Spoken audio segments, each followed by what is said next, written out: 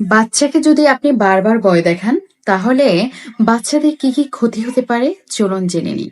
এক, যে শিশুর প্রশংসা কম এবং নিন্দা বেশি হয়, সেই শিশু নিজেকে অক্ষম ভাবতে শুরু করে। দুই, বারবার ভয় দেখালে সাহসী শিশুরাও ভীতু হয়ে যায়। তিন, শিশুকে ছোট করলে সে নিজেকে জাহির করার জন্য ভুল পথ বেছে নেয়। চার, বড়দের অসম্মান করতে দেখলে শিশুরা বড় হয়ে বড়দেরকে অসম্মান করবে।